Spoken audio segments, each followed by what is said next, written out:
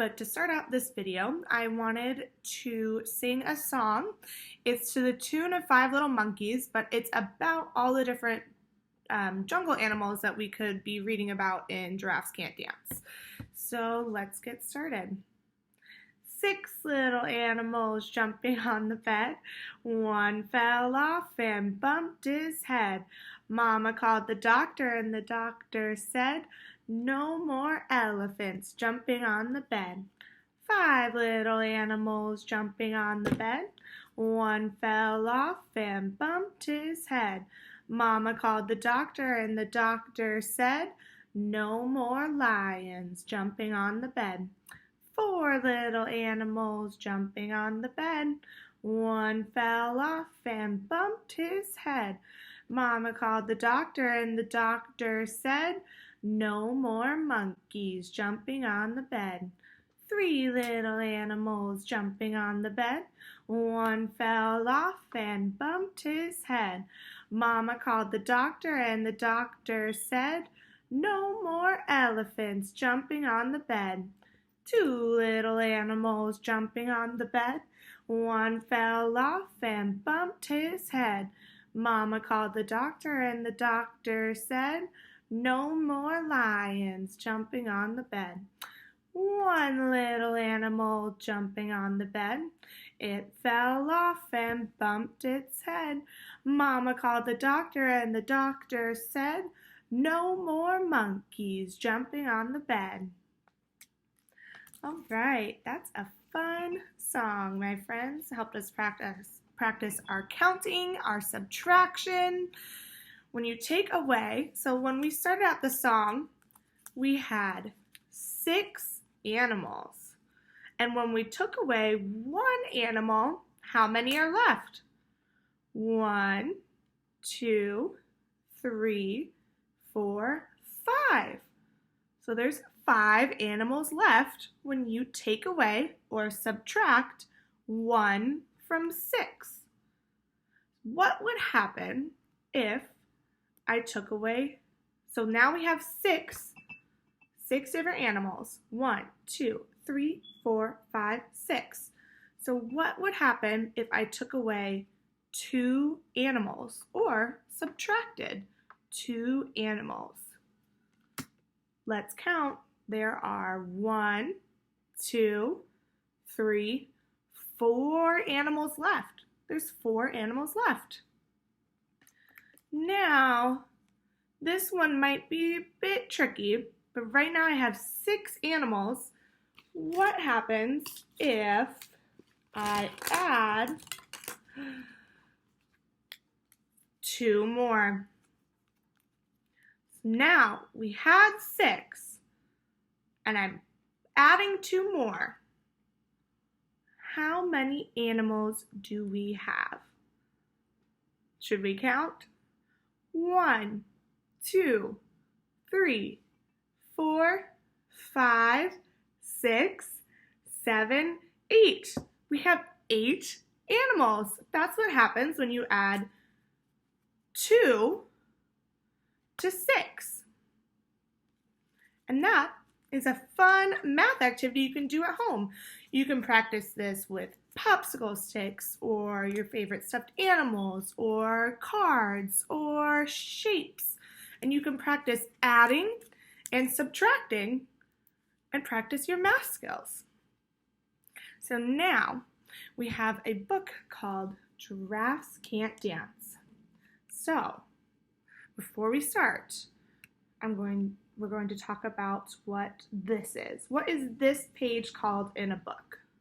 This would be the front cover. And this, if this was the front, then this would be the back cover. And this is the spine. It's how the book stays held together. So, let's get started.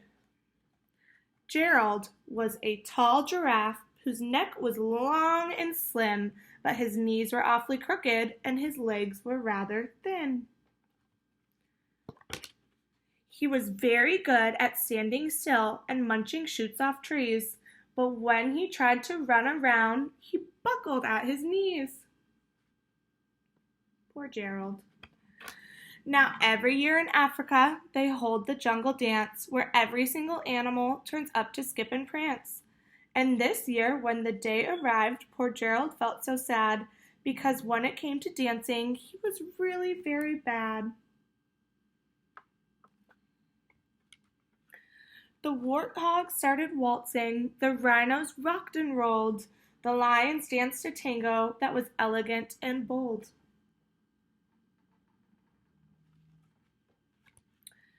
The chimps all did the cha-cha with a very Latin feel, and 8 baboons teamed up for a splendid Scottish reel.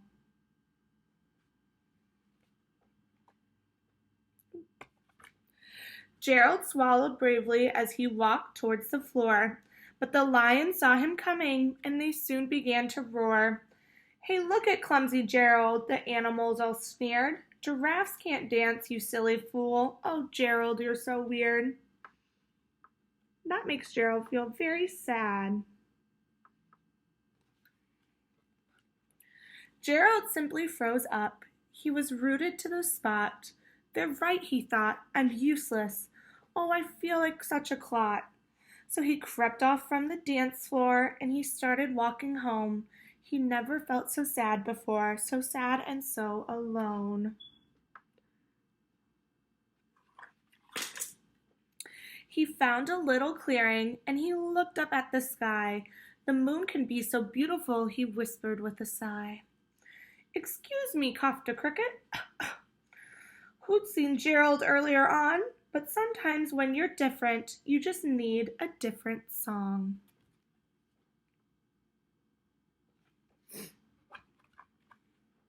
Listen to the swaying grass and listen to the trees.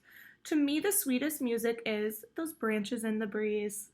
So imagine that lovely moon is playing just for you. Everything makes music if you really want it to. And with that, Cricket smiled and picked up his violin. Then Gerald felt his body do the most amazing thing.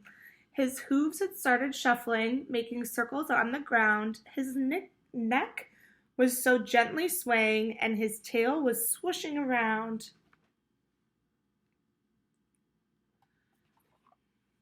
He threw his legs out sideways, and he swung them everywhere.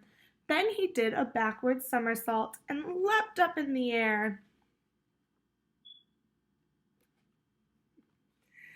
Gerald felt so wonderful. His mouth was open wide. "I am dancing. Yes, I am dancing. I am dancing," Gerald cried. Then one by one, each animal who'd been there at the dance arrived while Gerald boogied on and watched him quite entranced. They shouted, "It's a miracle! We must be in a dream. Gerald's the best dancer that we've ever seen."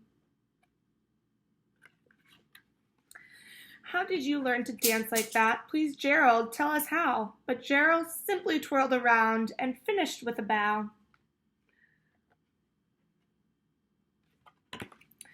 Then he raised his head and looked up at the moon and stars above. "We can all dance," he said, "when we find music that we love." The end.